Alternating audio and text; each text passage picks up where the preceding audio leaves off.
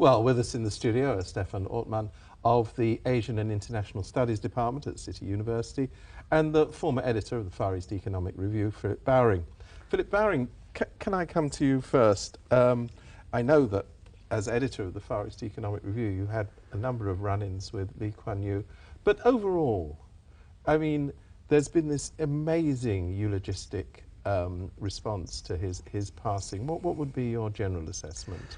Well, I mean, you know, this was a man who was in power for a very long time, and of course, you know, I think people writing obituaries and things today, actually, most of them can't remember much about his early life or his how he came to power, how he oppressed the opposition and jailed the Barisan opposition. And then gradually got control of the media, and I mean, first of all in Singapore itself, and then later by a series of legal and other measures managed to, you know, keep the foreign media pretty much under control. So I mean, as a result of this, you know, when it comes to his death, obviously people remember the things which are regarded as beneficial, that you know, the fact that Singapore, you know, prospered under his rule. But of course, you know, Hong Kong equally prospered, and nobody, I don't think, ever goes around saying that this is all thanks to Murray McLehose or Chris Patten or Tung Chee Wah. So, you know, you have a situation where you've got two city-states, in effect, but run by very different people and very different systems of government. But in economic terms, you know, roughly speaking, as equal now as they were, you know, in 1939, for example. But because, you know, Lee Kuan Yew has been there all the time, and he is very much seen as the expression of Singapore today, then he is credited with the prosperity of Singapore, which, in my view, is not fully justified. Singapore did all the things it needed to do, but that came naturally. It had always been a free port, it had always been a financial centre, it had always been a commercial centre. He didn't invent these things, he took them and he used them, and he had policies which were in some ways successful. In others, you could argue that actually they were not particularly beneficial, and that as a result Singapore became too dependent on state enterprises and too dependent on foreign investors rather than on local entrepreneurship. Stephan Ortmann, I wonder whether you agree with that assessment. I mean, there's many people who describe Lee Kuan Yew as a towering figure. I mean, you've heard all of this. I mean, to what extent would you be sympathetic with that kind of description? I think I pretty much agree with what Mr. Bowring says. I just think that we should recognize that he put together a team of people who transformed. I mean, he could have done something different with his very strong power after getting elected. So he could have just amassed it for himself. I mean, he did, I think, on the one hand, focus solely on economic development to bring the country forward. Yeah, and the record is amazing in terms of the GDP growth and even GDP per capita nowadays. And on the other hand, he also, in terms of social development, the people he got developed the public housing program to an amazing degree, so that today most Singaporeans live in HDB housing development projects. This is public housing. Public housing, yeah. And it's more like people invest into them. It's not like the Hong Kong public housing program where you get cheap housing, but it's something that allows you home ownership for 99-year leases, yeah.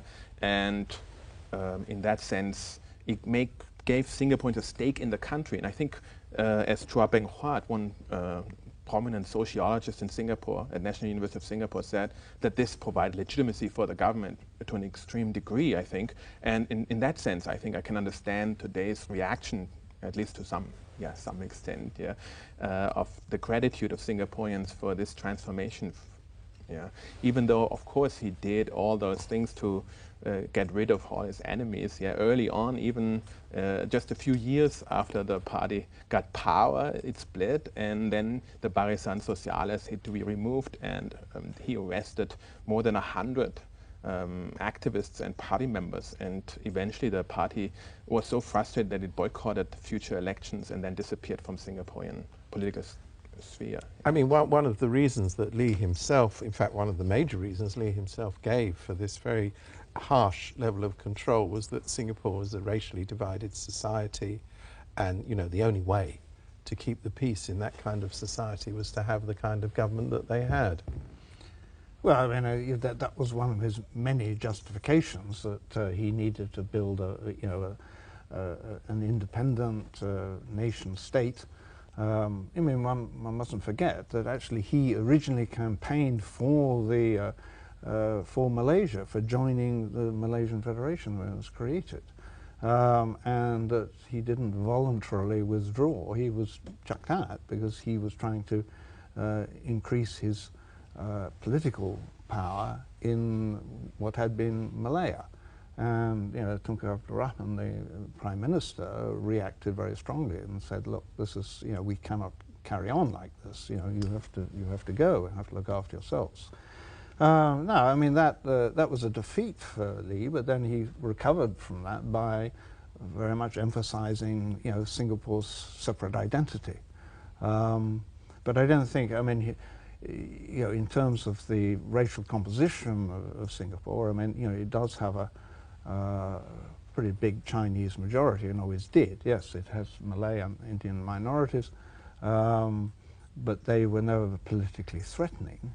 Obviously, socially, you know, you could have problems, but I'm not sure whether the enforced integration that you see in the public housing, HDB housing, is a long-term solution to the differences between the ethnic communities, particularly as you now see that in the case of the Malays, they are very far behind in terms of education and in terms of income. So from that point of view, yes, he has kept the lid on the situation, kept the peace with, you know, what even Chong Yik Seng called sledgehammer tactics, I think it was, words to that effect. But you know, have you cured the problem? I don't know. Let me finally, and I'm very quickly, just ask you, I mean, Lee Kuan Yew has died, his son is still the Prime Minister. Do you think the system that he set up will survive his demise? Mm-hmm. Yeah, that's a good question. I think it's too early to judge. I think he was a strong leader, and strong leaders need to institutionalize their rule. That's generally necessary. I think to some extent, some aspects of his rule have been institutionalized, but I think that this strongman rule, this authoritarian style of governance is going to be put under increasing pressure and stresses. Yeah? And I think even from within the ruling party, because they don't enjoy the same support that Lee Kuan Yew enjoyed at the time, and even now enjoys. I think in that sense, I think, especially since they have no successor for current Prime Minister Lee Hsien Loong, I think after that there will be, I'm sure, divisions within the ruling party that will lead to further changes in Singapore. But it's hard to say now. Well, gentlemen, we're out of time. Thank you very much indeed. And we will be back after the break.